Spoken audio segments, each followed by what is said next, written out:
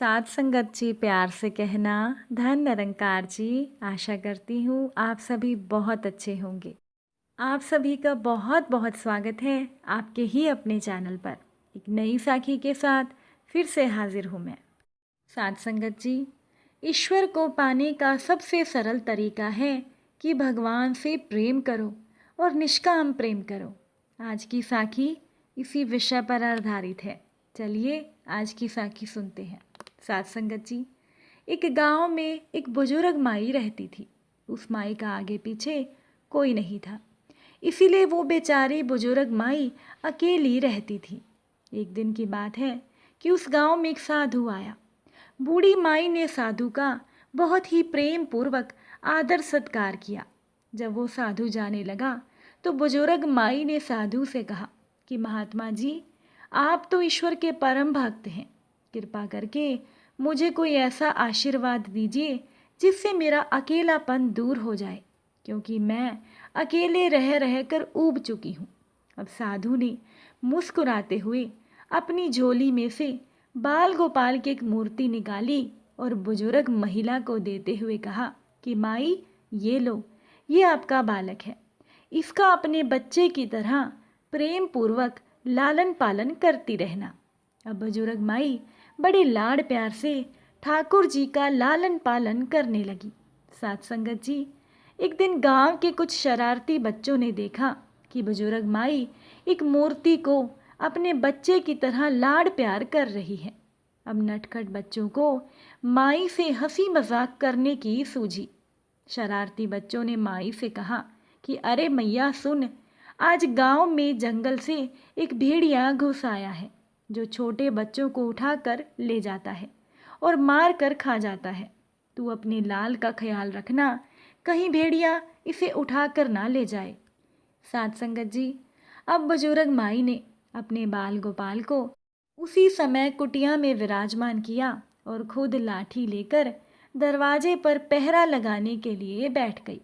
अब अपने लाल को भेड़िए से बचाने के लिए वो बेचारी बुजुर्ग माई भूखी प्यासी दरवाजे पर पहरा देती रही। पहरा देते देते एक दिन बीता, फिर दूसरा, तीसरा, चौथा और पांचवा दिन भी बीत गया। बुजुर्ग माई 5 दिन और 5 रात लगातार बगैर पलके झपकाए भेड़िए से अपने बाल गोपाल की रक्षा के लिए पहरा देती रही। साथ संगत जी, उस भोली भाली मैया का यह भाव देखकर ठाकुर जी का दिल प्रेम से भर गया। अब ठाकुर जी को मैया के प्रेम का प्रत्यक्ष रूप से आस्वादन करने की इच्छा पैदा हो गई। अब भगवान ने बहुत ही सुंदर रूप धारण किया। वस्त्र आभूषण से सजकर वो माई के पास पहुंच गए। अब ठाकुर जी के पांव की आहट पाकर माई डर गई कि कहीं वो दुष्ट भेड़िया तो नहीं आ गया मेरे लाल को उठाने। अब आवाज होते ही माई ने लाठी उठाई और भेड़िए को भगाने के लिए उठ खड़ी हुई। साथ संगत जी, तब ठाकुर जी ने, श्याम सुंदर ने उस माई से कहा कि मैया, ये तो मैं हूँ, मैं तेरा वही बालक हूँ जिसकी तुम रक्षा करती हो। बुजुर्ग माई ने प्रभु से कहा कि क्या, चल हट, तेरे जैसे बहुत देखे हैं, तेरे जैसे सैकड़ों मैं अपने लाल पर न्योछावर कर दूँ। अब ऐसे मत कहियो, चल भाग यहाँ से। साथ संगत जी, अब ठाकुर जी मैया के इस भाव और एक निष्ठा को देखकर बहुत खुश हुए। तब ठाकुर जी ने मैया से कहा, अरे मेरी भोली मैया, मैं त्रिलोकी नाथ भगवान हूँ, मुझसे जो चाहे वर मांग ले, मैं तेरी भक्ति से प्रसन्न हूँ। साथ संगत जी, प्रभु के इतना कहने पर बुजुर्ग माई ने प्रभु से कहा कि अच्छा, आप भगवान हो, मैं आपको 100 बार प्रणाम करती हूँ।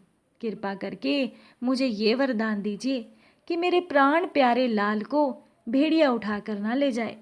अब तो माई की इस बात पर ठाकुर जी और ज़्यादा प्रसन्न होते हुए बोले, तो चल मैया, मैं तेरे लाल को और तुझे अपने निज धाम लिए चलता हूँ, वहाँ तो भेड़िए का कोई डर नहीं है।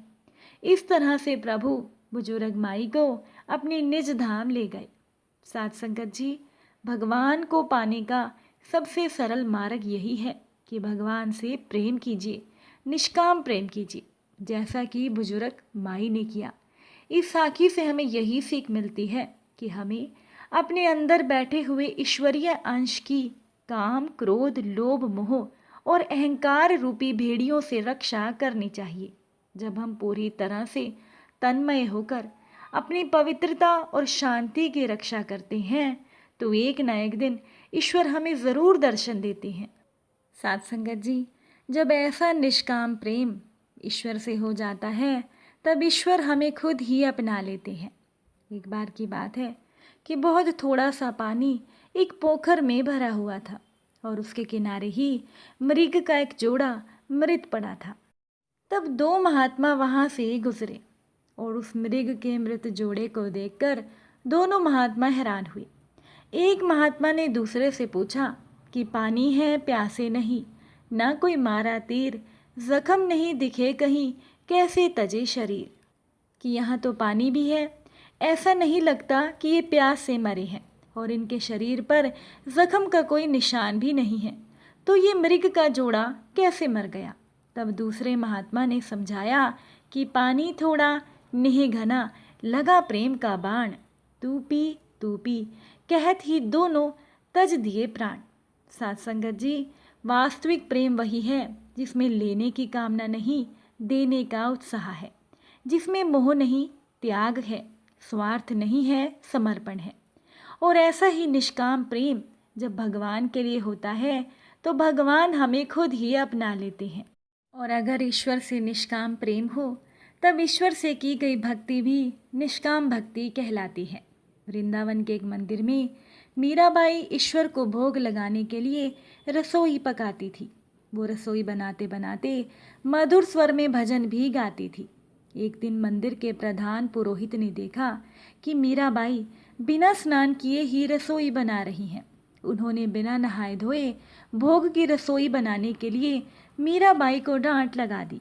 पुरोहित ने उनसे कहा कि ईश्वर ये अन्न कभी भी ग्रहण नहीं करेंगे। अब पुरोहित के आदेश के अनुसार दूसरे दिन मीरा ने भोग तैयार करने से पहले न केवल स्नान किया बल्कि पूरी पवित्रता और खूब सतर्कता के साथ भोग भी बनाया और पूरी विधि का पालन करने में कहीं कोई भूल ना हो जाए, इस बात से मीराबाई डरी रही। 3 दिन के बाद पुरोहित ने स्वप्न में भगवान को देखा। भगवान ने पुरोहित से कहा कि वो 3 दिनों से भूखे हैं। पुरोहित ने सोचा कि ज़रूर मीरा से कुछ भूल हो गई होगी, उसने भोजन बनाने में विधि का पालन नहीं किया होगा और ना ही पवित्रता का ध्यान रखा होगा। तब ईश्वर ने पुरोहित से कहा कि 3 दिनों से मीरा काफ़ी सतर्कता के साथ भोग तैयार कर रही है। वो भोजन तैयार करते करते हमेशा यही सोचती है कि उससे कुछ अशुद्धि या गलती ना हो जाए, और इस फेर में मैं उसका प्रेम और मधुर भाव महसूस नहीं कर पा रहा हूँ, इसीलिए मुझे ये भोग रुचिकर नहीं लगता। ईश्वर की ये बात सुनकर अगले दिन पुरोहित ने मीरा से न केवल क्षमा याचना की बल्कि पहले की तरह ही प्रेम पूर्ण भाव से भोग तैयार करने के लिए अनुरोध भी किया। साथ संगत जी, सच तो यही है, जब भगवान की आराधना अंतर मन से की जाती है तब किसी विधि विधान की ज़रूरत ही नहीं रह जाती। अभिमान त्याग कर और बिना फल की चिंता किए हुए भगवान की भक्ति में लगना चाहिए और ईश्वर की प्रेम पूर्वक आराधना और सेवा ही सर्वोत्तम है। इसीलिए आप मन से 2 मिनट के लिए भी अगर ईश्वर को सच्चे मन से याद करते हैं तो यही सच्ची पूजा कहलाती है। उम्मीद करती हूँ कि साखी आपको अच्छी लगी होगी।